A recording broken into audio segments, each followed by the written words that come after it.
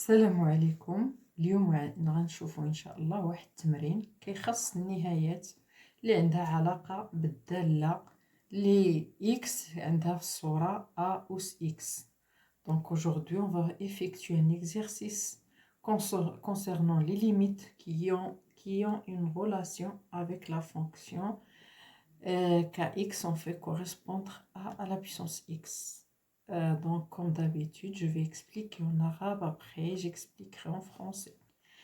التمرين هو كالتالي: احسب النهايات التالية. ليميت عندما تؤول x زائد لا نهاية ديال واحد زائد واحد على x أس x، والليميت عندما تؤول x لصفر ديال واحد زائد x الكل أس واحد على x. إذا غنبداو في الحل. الليميت عندما تؤول x لزائد لا نهاية هذه هي واحد. علاش؟ لأن واحد على x في زائد لا نهاية تؤول إلى الصفر، لأن واحد على لا نهاية راه غتمشي لصفر، إذا هذه كلها غتمشي لواحد. وعندنا إذا عندنا غتولي عندنا واحد الشكل غير محدد اللي هو على شكل واحد أس زائد لا نهاية، لأن قلنا هذه تؤول لواحد وإكس راها تؤول زائد لا نهاية، يعني بحال غتجينا واحد أس لا نهاية، وهذا شكل غير محدد. راه كنا شفنا بالتفصيل جميع الأشكال غير محددة. إذا خصنا نحيدو هذا الشكل غير محدد. إذا غالبا كنستعملو هاد الطريقة. ليميت عندما تؤول إكس لزائد لا نهاية ديال واحد زائد واحد على إكس أس إكس راه هي ليميت عندما تؤول إكس لزائد لا نهاية ديال ليكسبونونسيال ديال إكس اللوغ ديال واحد زائد واحد على إكس. نقدروا نديروها بطريقة أخرى سهلة. كنعرف بأن نقدر نكتب هذه ليميت عندما تؤول إكس لزائد لا نهاية ديال واحد زائد واحد على إكس الكل أس إكس. نقدر نديرها هي ليميت عندما تؤول إكس لزائد لا نهاية ديال ليكسبونونسيال لوغاريتم ديال واحد زائد واحد على إكس الكل أس إكس. متفقين معايا؟ لأن كنعرفو مركب الدالة والدالة العكسية تيعطيني نيشان داكشي اللي عندي كنحطو النيشان، لأن كنا شفنا هادشي في الدروس السابقة. مركب الدالة والدالة العكسية تيعطيني داكشي اللي كاين عندي نيشان. إذا غيعطيني هادي براسها تتساوي ليميت عندما تؤول إكس لزائد لا نهاية ديال ليكسبونونسيال. تنعرف اللوغاريتم ديال هذه راه هي نقدر نخرج إكس، راه هي إكس لوغ ديال واحد زائد واحد على إكس. إذا لحد هنا ما درنا والو، ساهلة القضية. تنعرف مركب الدالة والدالة العكسية، هذاك الشيء اللي عندي بالضبط كنحطو، لأن تنقولو بالفرنسية la composée de la fonction de sa fonction réciproque nous donne l'identité, la fonction identique. إذا هنايا عندي هذه كتساوي هذه. كيفاش نديرو نخرجو هذه؟ كندير واحد تغيير متغير، يعني كنحط تي إيكالا واحد على إكس. بطبيعة الحال إلا حطيت تي هي واحد على إكس راه إكس هي واحد على تي صافا زعما راه باينة. إلا كانت تي هي واحد على إكس غنضرب غتجيني إكس هي واحد على تي. إكس تتساوي واحد على تي، لأن تي فوا إكس تتساوي واحد، تي فوا إكس هي واحد. إذا إلا كانت عندي تي تتساوي واحد على إكس راه إكس تتساوي واحد على تي. وعندما تؤول إكس لزائد لا نهاية، فاش كتؤول إكس زائد لا نهاية إلى ماذا ستؤول تي؟ واحد على لا نهاية راه هي صفر، تي غتؤول صفر. إذا وبالتالي غترجع عندي هاد النهاية كالتالي: ليميت عندما تؤول إكس لزائد لا نهاية ديال واحد زائد واحد على إكس أس إكس هي ليميت عندما تؤول تي لصفر ديال ليكسبونونسيال. كنعوض اكس قلنا بواحد على تي، ها هي عامل اللوغاريتم ديال واحد زائد واحد على اكس. واحد على اكس نعوضها بالتي. اذا غتجيني هي الليميت عندما تؤول تي لصفر الاكسبونونسيال واحد على تي لوغ ديال واحد زائد تي. اذا كي غنديرو نخرجو هادي راه باينه تتبان ليا هادي من الاتساع. دونك غنشد هادي بعدا نخرجها. شكون هي؟ دونك شكون هي؟ اللوغاريتم ليميت عندما تؤول تي لصفر ديال لوغ ديال واحد زائد تي على تي. كيمكن لي نكتب هادي هي ليميت عندما تؤول تي لصفر ديال لوغ ديال واحد زائد تي ناقص لوغ ديال واحد زائد صفر على تي ناقص صفر. بحال اللي غنشد واحد الداله اللي هي اللوغاريتم ديال واحد زائد تي، وكنقلب على النهايه عندما تؤول تي لصفر. كنعرف هذه بالضبط شكون هي القاعده ديال الداله المشتقه ديال لوغ ديال واحد زائد تي في النقطه صفر. غنعاود بصوره قلنا بان واحد الداله اف تنقولوا قابله للاشتقاق في واحد النقطه اكس زيرو. الا كان ليميت عندما تؤول اكس لاكس زيرو ديال اف دو اكس ناقص اف دو اكس زيرو على اكس ناقص اكس زيرو تتساوي الداله المشتقه في النقطه اكس زيرو. اذا هنايا الداله هذه عندها نفس التركيبه بحال اللي الداله اف ديالنا هي اللوغ ديال واحد زائد تي. اف دو تي هي اللوغ ديال واحد زائد تي. اذا اللوغ الا حطيت مثلا اف دو تي لا فونكسيون ديالي دابا هي هذه اف دو تي تيغال اللوغ ديال واحد زائد تي. اذا اف دو زيرو شنو غتجيني هي اللوغ ديال واحد زائد صفر، وعندي تي موان صفر تي ناقص صفر. اذا هذه راه هي الداله المشتقه في النقطه صفر ديال لوغاريتم ديال واحد زائد تي الاشتقاق ديالها في النقطه صفر. لان كنا شفنا بان اللوغاريتم راها قابله للاشتقاق في مجموعه تعريفها في مجموعه تعريفها. اذا هذه راه معرفه في الصفر. اللوغ ديال واحد زائد صفر راه معرفه، راه هي اللوغ د واحد راه هي صفر. اذا هذه راه قابله للاشتقاق في النقطه صفر. اذا هاد لو طو داكرواسمون راه تيعطيني اللوغ ديال واحد زائد تي الاشتقاق ديالو في النقطه صفر. تنعرف الاشتقاق ديال الداله اللوغ هي واحد على واحد زائد تي.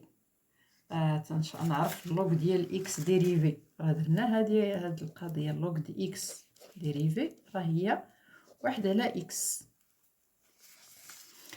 اذا واحد على واحد زائد تي في النقطه صفر راه هي واحد على واحد زائد صفر راه هي واحد على واحد راه هي واحد. اذا هنا الليميت عندما تؤول تي لصفر ديال ليكسبونونسيال غنرجعوا لا ليميت ديالنا اللي هي هذه اللي هي كتساوي هذه. اذا هي كتجيني الليميت عندما تؤول تي صفر ليكسبونونسيال ديال لوغاريتم ديال واحد زائد تي على تي. قلنا هاد الفوقانيه كلها كتمشي لواحد. اذا هذه تؤول من الاكسبونونسيال د واحد اللي هي وفي النهايه كنحصل على ليميت عندما تؤول اكس زائد لا نهايه ديال واحد زائد واحد على اكس أس اكس تتساوي نشوفوا التمرين الآخر. إذا التمرين الآخر بسيط هو نفس الشاكلة. عندنا الليميت عندما تؤول إكس لصفر ديال واحد زائد إكس على ديال واحد زائد إكس بيس أس واحد على إكس. كنعرفو بأن هذه تا هي لمن تؤول فاش تؤول إكس لصفر هذه تؤول لواحد. إكس مشات للصفر غتبقى ليا واحد، بينما واحد على صفر غتعطيني لا نهاية. غتولي عندي إذا شكل غير محدد على شكل واحد أس لا نهاية. إذا خصني نرفع الشكل غير محدد. أشنو غندير؟ تنعرف نفس الطريقه غندير ليكسبونونسيال ديال لوغاريتم ديال هاد القيمه. اذا غندير بحال هكا، 1 زائد اكس الكل أس 1 على إكس. شكون هي؟ راه هي ليكسبونونسيال ديال لوغاريتم ديال 1 زائد إكس الكل، لأن قلنا مركب الدالة والدالة العكسية تيعطيني داكشي بالضبط اللي عندي.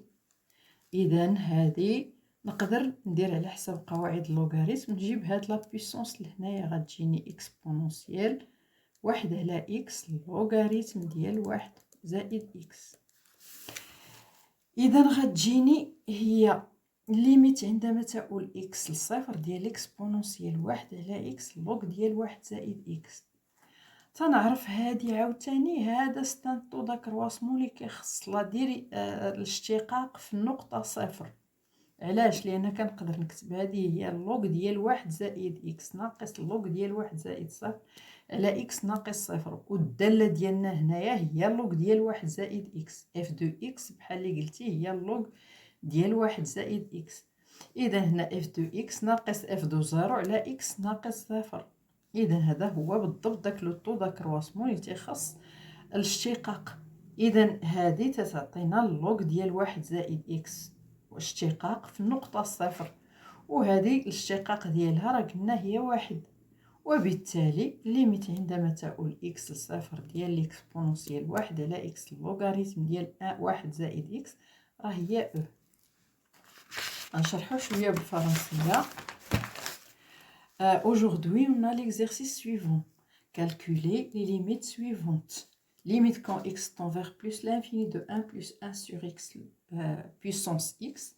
Et limite quand x tend vers 0 de 1 plus x puissance 1 sur x. Alors, on a comme solution, d'abord, je vois comment ça se passe. Au voisinage de plus l'infini. Au voisinage de plus l'infini, 1 sur plus l'infini, ça tend vers 0. Donc, cette quantité va vers 0. Et toute cette quantité va vers 1. Donc, cette quantité tend vers 1. Au voisinage de plus l'infini. Donc, on aura alors une forme indéterminée. Pourquoi? Cette quantité tend vers 1. Et x, il est infini. Donc, c'est 1 puissance l'infini. Et là, c'est une forme indéterminée. Donc, on doit lever l'indétermination.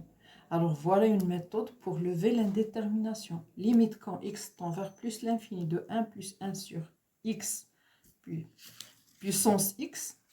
Regardez, c'est simple. Je peux écrire, regardez,